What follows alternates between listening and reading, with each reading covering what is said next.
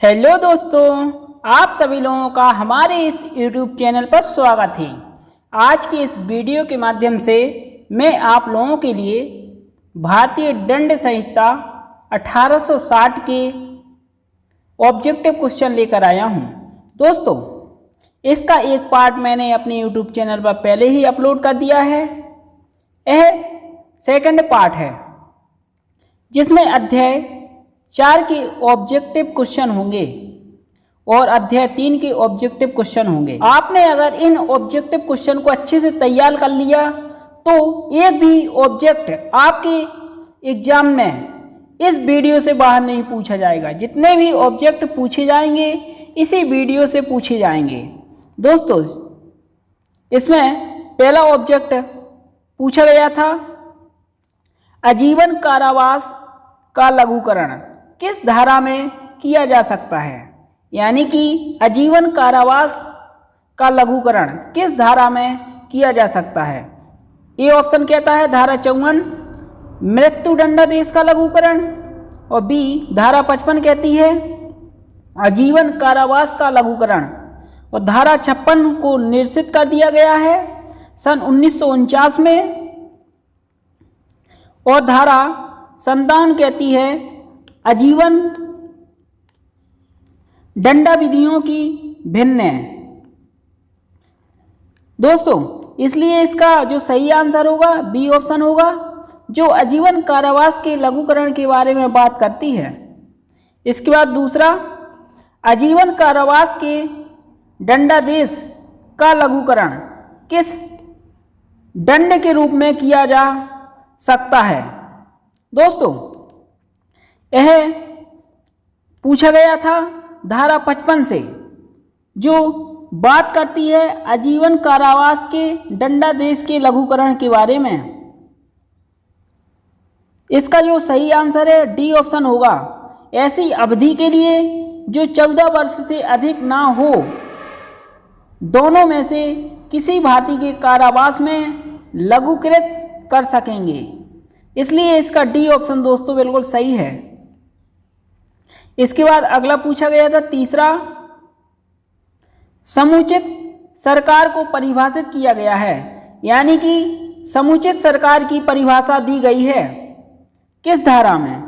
धारा 55 में आजीवन कारावास के दंडादेश का लघुकरण बताया गया है, और धारा 55A में समुचित सरकार को परिभाषित किया गया है, और धारा 56 में सन 1949 में इसको निरसित कर दिया गया था, धारा 56 को, और धारा 57 में दंड विधियों की भिन्नों के बारे में बताया गया है।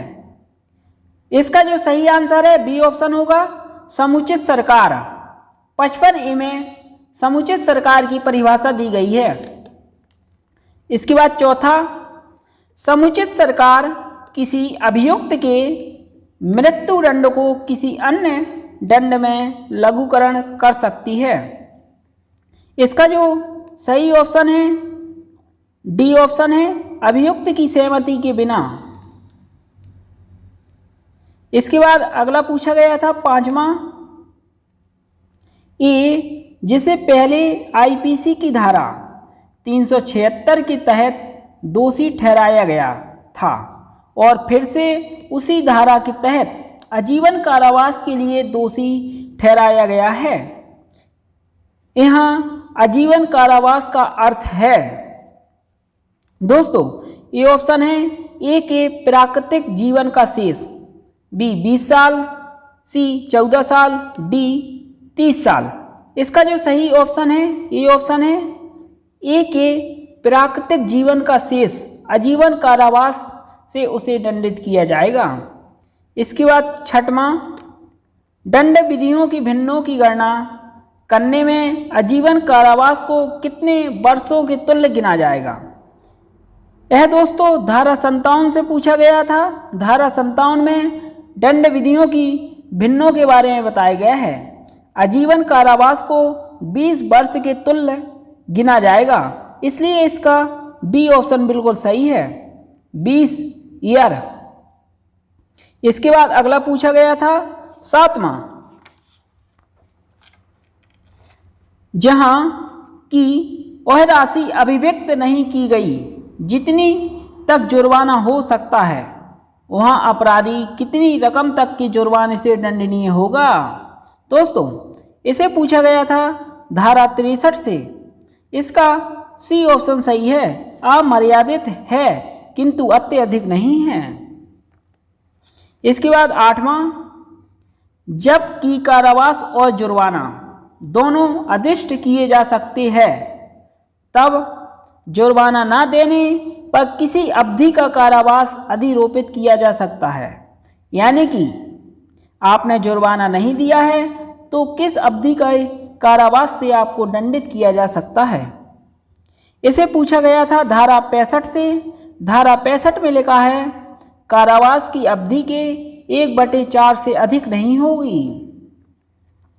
ए ऑप्शन नहीं है, अधिक नहीं होगी, यानी कि बी ऑप्शन बिल्कुल सही है, 1/4 से अनधिक नहीं होगी, इसलिए बी ऑप्शन बिल्कुल सही है।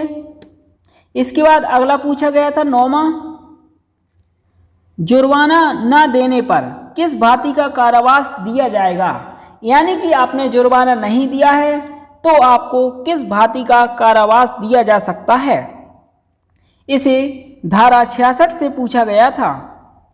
ये ऑप्शन कहता है ऐसी किसी भांति का हो सकेगा जिससे अपराधी को उस अपराध के लिए दंडित किया जा सकता है। कठोर कारावास, सी साधारण कारावास, डी ऑप्शन कहता है जुर्माना अधिरोपित किया जा सकेगा। दोस्तों, इसका जो सही आंसर है ए ऑप्शन है। इसके बाद 10वां, जुर्माना न देने पर किस भांति का कारावास दिया जा सकेगा, अपराध केवल जुर्माने से दंडनीय हो। 10वां कहता है कि जुर्माना न देने पर, आपने जुर्माना नहीं दिया है तो आपको किस भांति के कारावास से दंडित किया जा सकता है, अपराध केवल जुर्माने से दंडनीय था। इसे पूछा गया है धारा 67 से, इसलिए इसका जो सही आंसर है सी ऑप्शन बिल्कुल सही है, सादा कारावास से दंडित किया जा सकता है। इसके बाद अगला 11वां, आईपीसी की धारा 64 के तहत जुर्माने का भुगतान न करने पर कारावास की सजा होगी। यानी कि धारा 64 कहती है आपने जुर्माना का भुगतान नहीं किया है तो कारावास की सजा होगी। ए किसी भी अन्य कारावास की समवर्ती, बी किसी भी अन्य कारावास से अतिरिक्त जिसके लिए एक अपराधी को सजा सुनाई जाए। इसका जो बी ऑप्शन है बिल्कुल सही है। इसके बाद 12वां, आर्थिक दंड के भुगतान में चूक होने की दशा के लिए अधिरोपित कारावास तब समाप्त हो जाएगा जब वह आर्थिक दंड या तो चुका दिया जाए या विधि की प्रक्रिया द्वारा वसूल कर लिया जाए। तो इसका जो सही आंसर है धारा 68 में यह बताया गया है। इसके बाद अगला पूछा गया था 13वां, निम्न में से कौन सी धारा संपूर्ण सहिष्णुता को नियंत्रित करती है। दोस्तों, इसका जो सही आंसर है धारा 71। धारा 71 बात करती है कई अपराधों से मिलकर बने अपराध के लिए दंड, इसलिए इसका बी ऑप्शन ही बिल्कुल सही है। इसके बाद 14वां, एकांत परिरोध संबंधी प्रावधान निम्न में से किस धारा में किए गए हैं।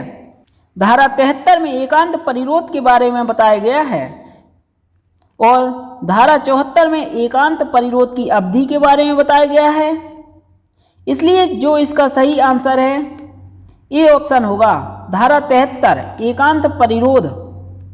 इसके बाद 15वां, एकांत परिरोध की कुल अवधि कितने समय से अधिक नहीं होगी। दोस्तों, इसका जो सी ऑप्शन है बिल्कुल सही है, 3 माह तक हो सकती है। इसे धारा 73 से पूछा गया था जो बात करती है एकांत परिरोध के बारे में। इसके बाद अगला पूछा गया 16वां, जब कारावास की अवधि 6 माह से अधिक ना हो तो एकांत परिरोध कुल मिलाकर कितना दिया जा सकता है। दोस्तों इसका जो ए ऑप्शन है 1 माह दिया जा सकता है। 6 माह से अधिक ना होनी चाहिए, लेकिन तो आपको 1 माह दिया जाएगा। अगर 6 माह से अधिक है तो 2 माह एकांत परिरोध की अवधि होगी। अगर 1 साल से अधिक है तो 3 माह होगी। इस बात को आपको अपनी नोटबुक में नोट कर लेना है। इसके बाद अगला 17वां, एकांत परिरोध अवधि एक बार में कितनी दी जा सकती है।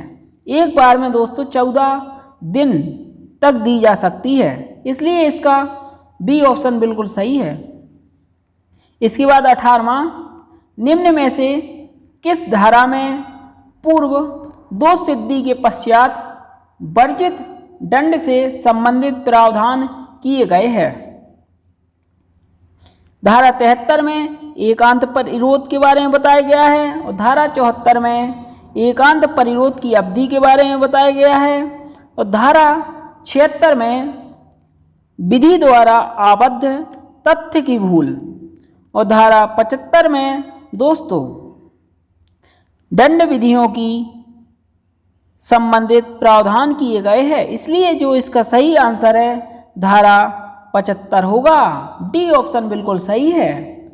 इसके बाद 19वां आता है, जब कोई व्यक्ति निर्णय में विनिर्दिष्ट कई अपराधों में से एक अपराध का दोषी है, किंतु यह संदेहपूर्ण है कि वह उन अपराधों में से किस अपराध का दोषी है। यदि वही दंड सब अपराधों के लिए उपबंधित नहीं है तो वह अपराधी दंडित किया जाएगा। दोस्तों इसका जो सही आंसर है बी ऑप्शन होगा, जिसके लिए कम से कम दंड उपबंधित किया गया है। इसे धारा 72 से पूछा गया था। इसके बाद 20वां, निम्न में से कौन सा दंड आईपीसी के अंतर्गत नहीं दिया जाता है। यानी कि आईपीसी के अंतर्गत कौन सा दंड नहीं दिया जा सकता है। आजीवन निर्वासन, इसका सी ऑप्शन बिल्कुल सही है। मृत्युदंड दिया जा सकता है, आजीवन कारावास दिया जा सकता है, संपत्ति का जब्तीकरण भी दिया जा सकता है, लेकिन जो आजीवन निर्वासन है वह नहीं दिया जा सकता। इसलिए इसका सी ऑप्शन बिल्कुल सही है। इसके बाद अगला आता है 21 नंबर का ऑब्जेक्टिव क्वेश्चन, केवल जुर्माने से दंडनीय अपराध की स्थिति में जब व्यक्ति को 100 रुपये के जुर्माने की सजा दी जाती है तो जुर्माने की भुगतान करने में व्यतिक्रम होने पर कारावास की अधिकतम अवधि क्या होगी। किसी व्यक्ति को 100 रुपये के जुर्माने से दंडित किया गया है, लेकिन वह जुर्माने का भुगतान नहीं करता है, तो कारावास की अधिकतम अवधि क्या होगी। कारावास की अधिकतम अवधि होगी दोस्तों 4 महीने। अगर 50 रुपये के जुर्माने से दंडित किया गया था तो कारावास की अवधि होती 2 माह। इसके बाद अगला आता है 22वां, द मैक्सिम यानी कि सूक्ति इग्नोरेंटिया फैक्ट एक्सुसेट किससे संबंधित है।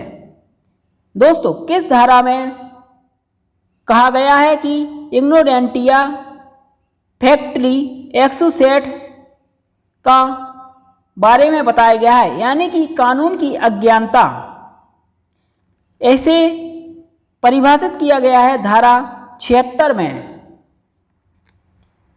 इसके बाद अगला आता है 23वां, दोहरे संकट से सुरक्षा ... में निहित है धारा 71 में। इसलिए इसका जो बी ऑप्शन है बिल्कुल सही होगा। धारा 71 कहती है कई अपराधों से मिलकर बने अपराधों के बारे में। इसके बाद अगला 24वां, आईपीसी 1860 के किस अध्याय में साधारण अपवाद के बारे में प्रावधान किया गया है। अध्याय 4 में साधारण अपवाद के बारे में प्रावधान किया गया है और अध्याय 3 में दंडों के विषय में बताया गया है और अध्याय 2 में साधारण स्पष्टीकरण के बारे में प्रावधान किया गया है और अध्याय 1 में प्रस्तावना के बारे में प्रावधान किया गया है। इसलिए जो इसका सही आंसर है ए ऑप्शन सही है। साधारण अपवाद को अध्याय 4 में बताया गया है। इसके बाद अगला आता है 25वां। आईपीसी का अध्याय 4 अनेक अपवादों से संबंधित है जिन्हें अभियुक्त द्वारा अभिवाचित किया जाता है। ए ऑप्शन कहता है इस संहिता में वर्णित अपराधों के लिए, बी किसी विशिष्ट विधि के अधीन अपराधों के लिए, सी किसी स्थानीय विधि के अधीन अपराधों के लिए, डी उपरोक्त सभी। इसका जो डी ऑप्शन है बिल्कुल सही है क्योंकि सभी बिल्कुल सही है, इसलिए डी बिल्कुल सही होगा। इसके बाद अगला आता है 26वां। आईपीसी के अध्याय 4 में उपबंधित सिद्धांत वास्तव में है। दोस्तों, विधि के सिद्धांत है कि प्रिंसिपल ऑफ एविडेंस यानी कि साक्ष्य विधि के सिद्धांत है, प्रिंसिपल ऑफ इक्विटी यानी कि साम्य के सिद्धांत है, डी ऑप्शन उपरोक्त सभी। इसका जो सही ऑप्शन है बी ऑप्शन है, प्रिंसिपल ऑफ एविडेंस यानी कि साक्ष्य विधि के सिद्धांत है। इसके बाद अगला 27वां। आईपीसी का अध्याय 4 में वर्णित धाराएं निम्न में से किस प्रकार के अपवादों से संबंधित है? ए ऑप्शन कहता है निष्पादन योग्य बचाव यानी कि क्षम्य प्रतिरक्षाओं से, बी युक्ति संगत प्रतिरक्षा, सी कहता है ए एवं बी दोनों से और डी कहता है उपरोक्त किसी में भी नहीं। इसका जो सही ऑप्शन है सी ऑप्शन है, ए और बी दोनों से संबंधित है। इसके बाद अगला 28वां। आईपीसी की किन धाराओं में निष्पादन योग्य बचाव के बारे में प्रावधान किया गया है? यानी कि क्षम्य प्रतिरक्षाओं के बारे में प्रावधान किया गया है। इसका जो ए ऑप्शन है बिल्कुल सही है। धारा 76 से 95 तक क्षम्य प्रतिरक्षाओं के बारे में प्रावधान किया गया है और धारा 96 से 106 तक प्राइवेट प्रतिरक्षा के बारे में प्रावधान किया गया है। इसके बाद अगला आता है 29वां। आईपीसी की किन धाराओं में तर्कसंगत प्रतिरक्षा का उल्लेख किया गया है? तर्कसंगत प्रतिरक्षाओं का उल्लेख किया गया है। धारा 95 से 106 तक तर्क संगत प्रतिरक्षाओं का उल्लेख किया गया है और धारा 76 से 95 तक क्षम्य प्रतिरक्षाओं के बारे में प्रावधान किया गया है। इसका जो सही आंसर है बी ऑप्शन बिल्कुल सही है। इसके बाद 30वां। आईपीसी का कौन सा अध्याय आरोप या आधार की समान शर्तों या आपराधिक दायित्व से उन्मुक्ति के आधारों से संबंधित है? इसका जो सही आंसर है अध्याय 4 बिल्कुल सही है, बी ऑप्शन बिल्कुल सही है। और अध्याय 3 कहता है दंड के विषय में और अध्याय 5 दुष्प्रेरण के विषय में बात करता है और अध्याय 2 साधारण स्पष्टीकरण के बारे में बात करता है। इसका बी ऑप्शन बिल्कुल सही है दोस्तों। इसके बाद अगला आता है 31 नंबर का क्वेश्चन। आईपीसी की किस धारा में भूल से संबंधित प्रावधान किया गया है? इसका जो ए ऑप्शन है धारा 75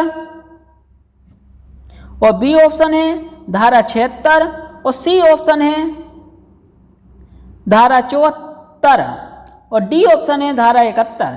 इसका जो सही आंसर है धारा 76, बी ऑप्शन बिल्कुल सही होगा। इसके बाद अगला 32वां, कोई बात अपराध नहीं है जो किसी ऐसे व्यक्ति द्वारा किया जाए जो उसे करने के लिए विधि द्वारा आबद्ध हो या जो तथ्य की भूल के कारण ना कि विधि के भूल के कारण सद्भावपूर्वक विश्वास करता हो कि वह उसे करने के लिए विधि द्वारा आबद्ध है, यह प्रावधान उपबंधित है। इसका जो सही आंसर है धारा 76 में इसे परिभाषित किया गया है और धारा 77 में बताया गया है न्यायिकता कार्य करते हुए न्यायाधीश का कार्य, इसलिए इसका ए ऑप्शन ही बिल्कुल सही है, धारा 76। इसके बाद अगला आता है 33 नंबर का क्वेश्चन।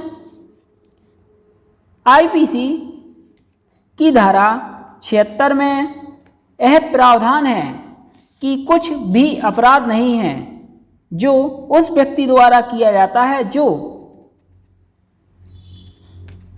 ये ऑप्शन कहता है सद्भाव में तथ्य की भूल के कारण विश्वास करता हो कि वह उसे करने के लिए विधि द्वारा आबद्ध है। बी ऑप्शन कहता है सद्भाव में विधि की भूल के कारण विश्वास करता हो कि वह उसे करने के लिए विधि द्वारा आबद्ध है। और सी कहता है तथ्य की भूल के कारण विश्वास करता हो कि वह उसे करने के लिए नैतिकता द्वारा आबद्ध है। उपरोक्त सभी, इसका जो सही ऑप्शन है ये ऑप्शन बिल्कुल सही है। सद्भाव में तथ्य की भूल के कारण विश्वास करता हो कि वह उसे करने के लिए विधि द्वारा आबद्ध है। दोस्तों, तथ्य की भूल होनी चाहिए, विधि की भूल नहीं होनी चाहिए, इसलिए इसका ए ऑप्शन ही सही है। इसके बाद अगला 34वां, विधि के समादेशों के अनुवर्तन में अपने वरिष्ठ अधिकारी के आदेश से एक सैनिक ए भीड़ पर गोली चलाता है। ए होगा, ए ने कौन सा अपराध किया है? दोस्तों, धारा 76 में के दृष्टांत से इसे पूछा गया है, लेकिन दोस्तों इसमें कन्फ्यूजन है। इसका जो डी ऑप्शन है, डी ऑप्शन, लेकिन आप इसे ऑब्जेक्ट को कमेंट बॉक्स में कमेंट कर कर बताइए इसका कौन सा सही आंसर है। दोस्तों, यह ऑब्जेक्ट मैं आप लोगों के लिए छोड़ देता हूं, आपको हमारे कमेंट बॉक्स में कमेंट करके बताना है इसका ऑप्शन कौन है। इसके बाद अगला 35वां, आपराधिक उत्तरदायित्व की आवश्यक शर्त है। इसका जो सही आंसर है डी ऑप्शन होगा, उपरोक्त सभी। इसके बाद अगला आता है 36वां,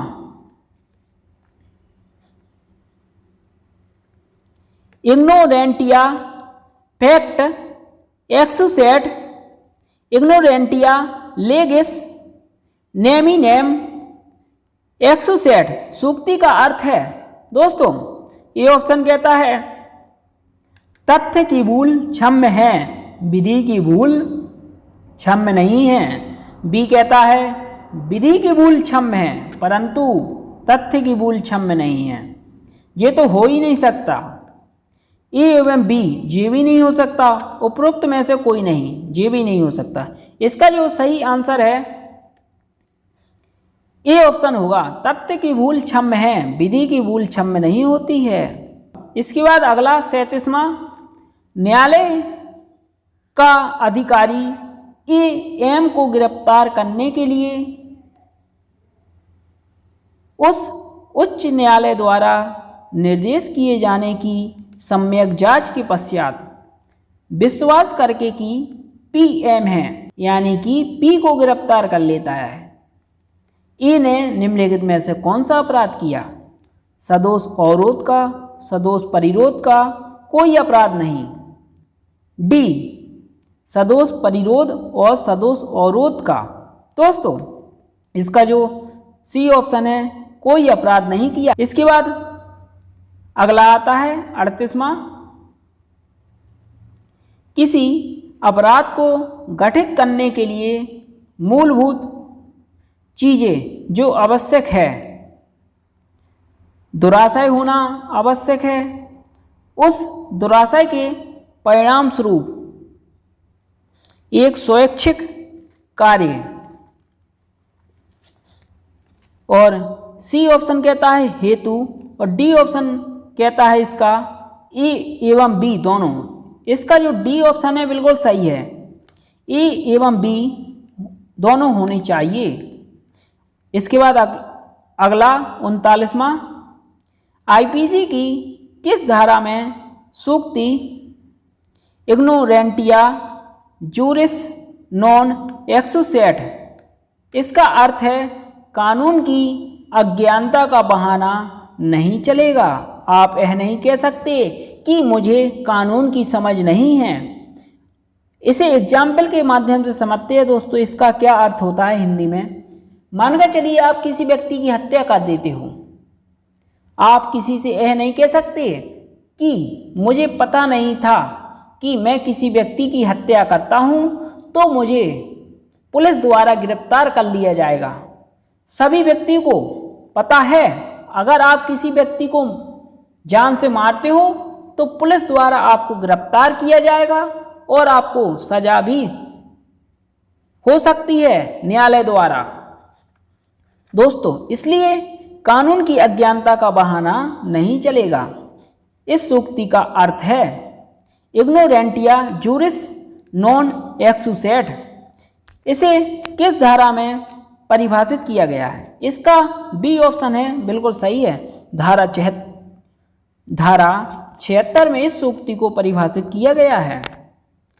इसके बाद अगला आता है 40वां, आईपीसी में उपबंधित धारा 76 के आवश्यक तत्व है।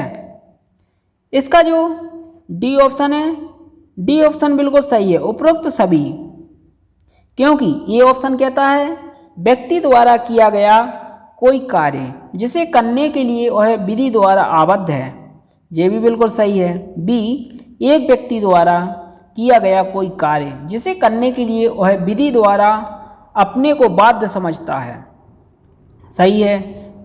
यह विश्वास तथ्य की भूल के कारण होना चाहिए, ना कि विधि की भूल के कारण। विश्वास एवं सद्भाव पूर्वक होना चाहिए, इसलिए इसका डी ऑप्शन बिल्कुल सही है। दोस्तों आज की वीडियो में 40 ही ऑब्जेक्ट थे। अगले 10 ऑब्जेक्ट में अगले वीडियो में दोस्तों आपको सेकंड वीडियो में आपको बता दूंगा, क्योंकि 50 ऑब्जेक्ट होते हैं एक वीडियो में, लेकिन यह वीडियो थोड़ा बड़ा हो रहा था, इसलिए मैंने आप लोगों को 40 ही ऑब्जेक्ट बताए हैं। 10 ऑब्जेक्ट अगले पार्ट में होंगे। दोस्तों अगर आपको यह वीडियो अच्छा लगा है तो आप हमारे कमेंट बॉक्स में कमेंट कर दीजिए। आपको अगर किसी ऑब्जेक्ट में प्रॉब्लम है तो आपके हर प्रॉब्लम को दोस्तों दूर किया जाएगा।